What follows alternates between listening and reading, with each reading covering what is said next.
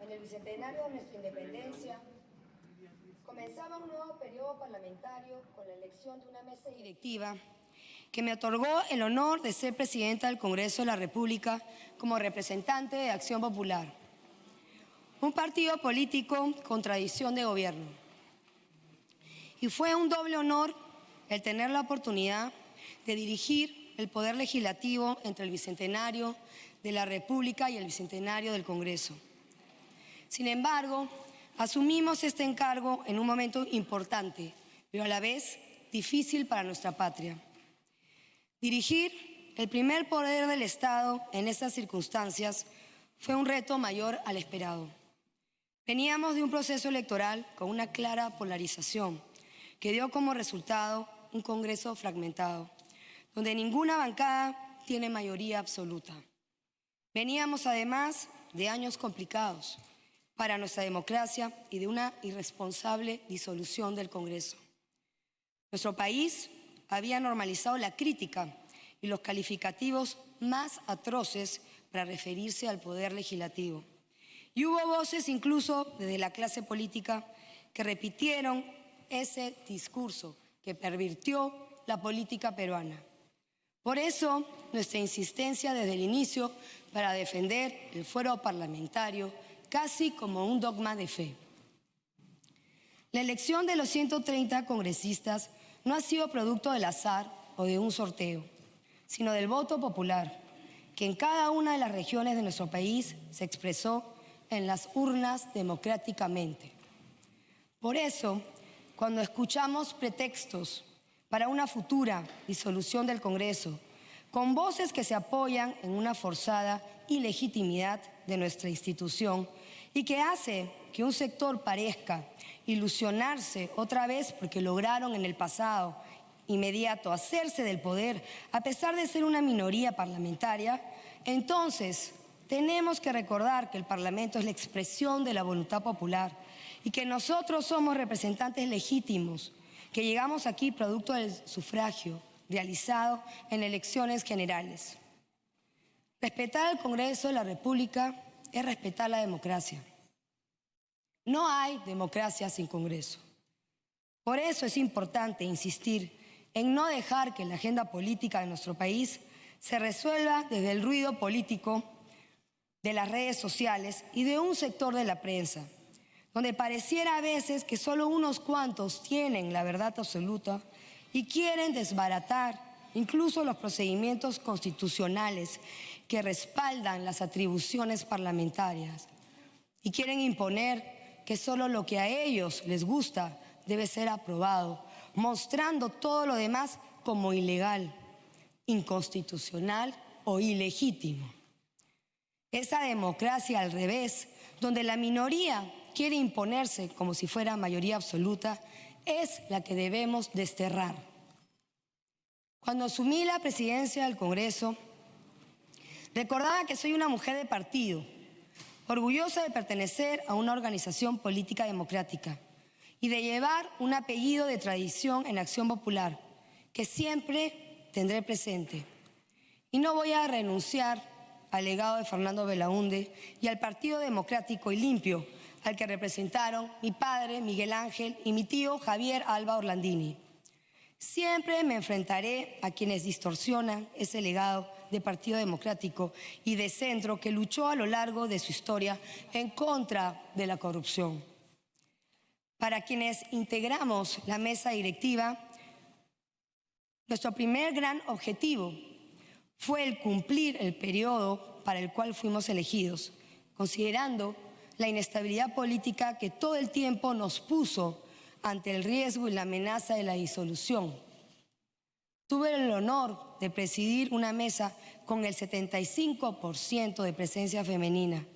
Estamos en un Congreso con la mayor presencia de mujeres de nuestra historia y junto a ellas hemos reactivado la Mesa de Mujeres Parlamentarias y se ha impulsado mediante la Oficina de Participación Ciudadana por primera vez el programa Parlamento Mujer que se realizó en Lima, El Callao y Ancash. Más allá de las críticas y el desconocimiento que existe en cuanto a la labor que todos los congresistas realizamos, Tenemos que valorar los logros que hemos obtenido en este primer año, donde no hubo receso parlamentario y se trabajó de manera constante.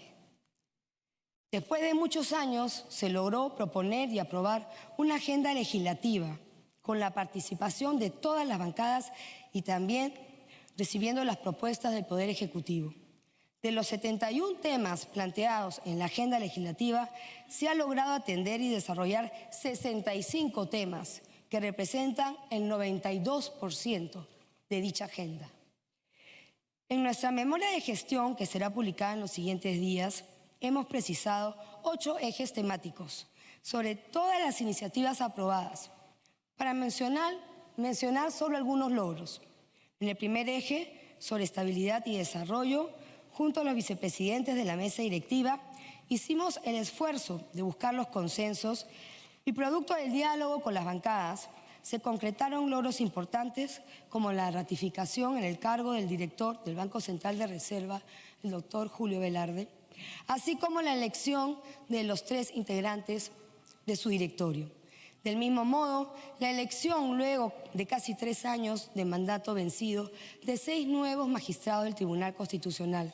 Finalmente, se ha conformado la Comisión Especial para la Elección del Defensor del Pueblo, que está a pocos días de culminar su labor para que en el mes de agosto, la primera semana, se pueda elegir finalmente a quien merezca ejercer ese alto cargo. No como interino ni como encargado, sino como alguien que asuma el puesto de manera estable, de acuerdo al procedimiento constitucional. En el segundo eje de lucha contra la corrupción, este Congreso aprobó la ley que establece medidas para la expansión del control concurrente y la ley que fortalece las competencias sancionadoras del Ministerio Público. En el tercer eje de reactivación económica se aprobó la ley de pago de facturas MIPE a 30 días y la ley que exonera de impuesto general las ventas a los alimentos de la canasta básica familiar. En el cuarto eje de medidas a favor de la seguridad alimentaria, se aprobó la Ley de Seguro Agrícola para la protección de la agricultura familiar y la ley que regula el servicio de la extensión agraria. En el quinto eje a favor de la educación, se aprobó la ley que reconoce las prácticas preprofesionales y profesionales como experiencia laboral y la ley que modifica la ley de la reforma magisterial para incorporar a los profesores de instituciones educativas de educación básica y técnico-productivas administradas por los Ministerios de Defensa e Interior. En el sexto eje de mujer, familia y sociedad, se aprobó la ley que protege a las niñas, niños y adolescentes sin cuidados parentales o riesgo de perderlos, y la ley que garantiza y promueve la efectividad y celeridad en los procesos de alimentos. En el séptimo eje de apoyo a los sectores sociales, se aprobó la ley que regula la contratación de pensionistas de las Fuerzas Armadas y de la Policía Nacional del Perú, y la ley que asegura la ayuda económica a las niñas, niños y adolescentes por orfandad a causa del COVID-19 durante el estado de emergencia o que la madre haya fallecido por feminicidio. En el octavo y último eje de gobernabilidad y reforma política, se aprobó la ley que desarrolla el ejercicio de la cuestión de confianza, regulada en el último párrafo del artículo 132 y en el artículo 133 de la Constitución Política del Perú, y la ley que modifica los artículos 19, 40 y 44 de la Ley 26.300, Ley de los Derechos de Participación y Control Ciudadanos. Llegamos a este momento con la satisfacción de la labor cumplida y obviamente con tareas pendientes que estamos seguros impulsará la próxima mesa directiva.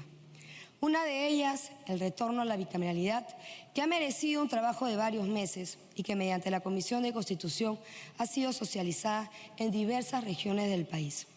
Felicito a la presidenta de la Comisión de Constitución, congresista Patricia Juárez, y a todos los integrantes de dicha comisión por el trabajo impecable en este primer año en defensa de la institucionalidad democrática.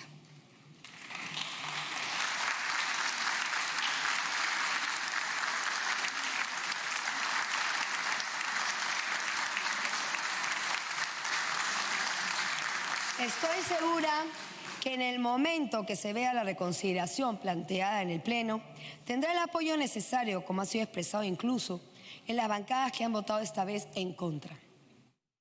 Señores congresistas, hemos tenido una producción legislativa que debemos resaltar.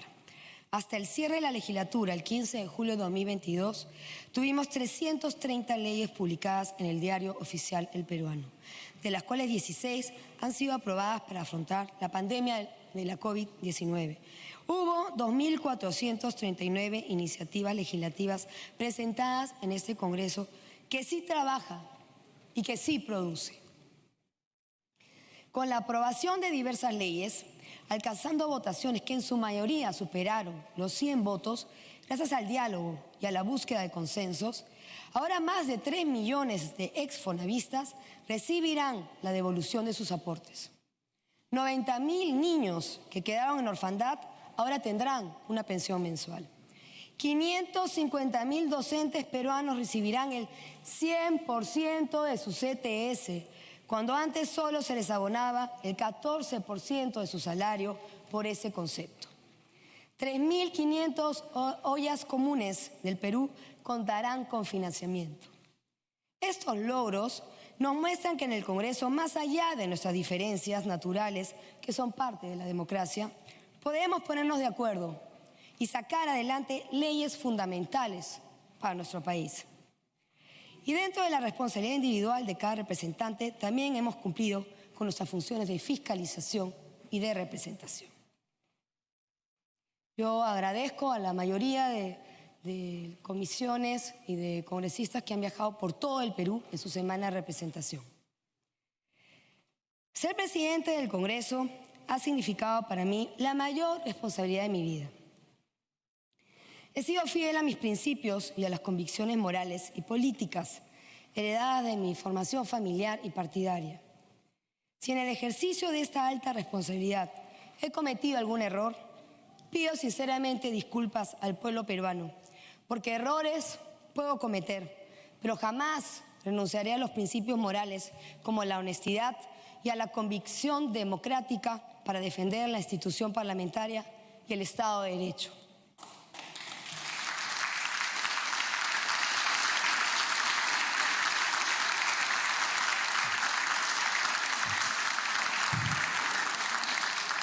Agradezco a quienes me acompañaron durante esta gestión, comenzando por mi primera vicepresidenta, Lady Camones, mi segundo vicepresidente en minoría.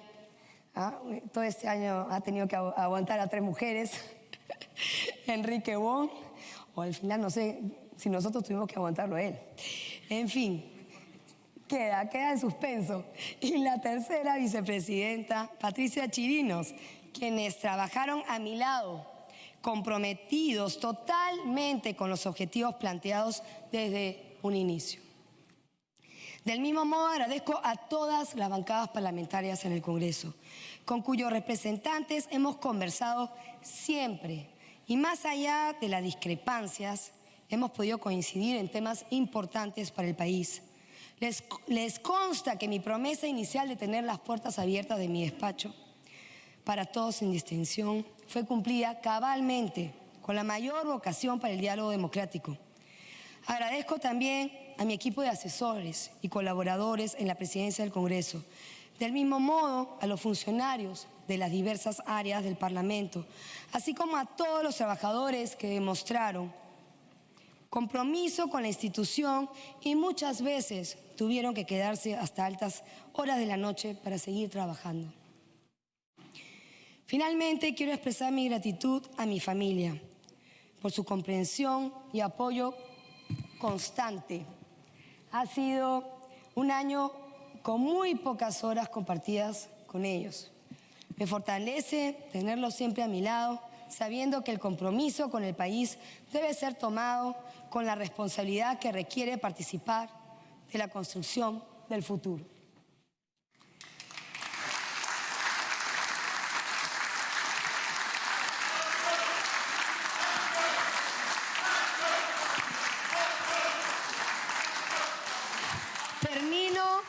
Termino como comencé,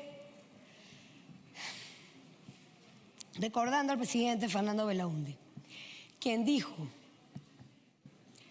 cualquier sacrificio que pueda haber en el desempeño de la función pública tiene como alta compensación, aún en las circunstancias más adversas, el invalorable fruto de la vigencia de una auténtica democracia. En uno de sus últimos mensajes, Belaúnde nos dejó como testamento político que si cumplimos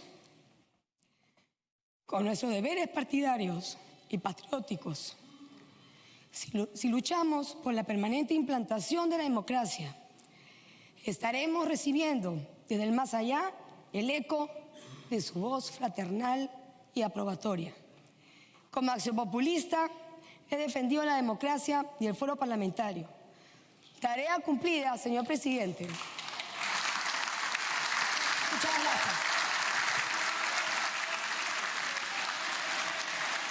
María del Carmen Alba, presidenta saliente del Congreso, en un mensaje en el cual ha terminado quebrándose al recordar las palabras del expresidente Fernando Belaúnde Terry.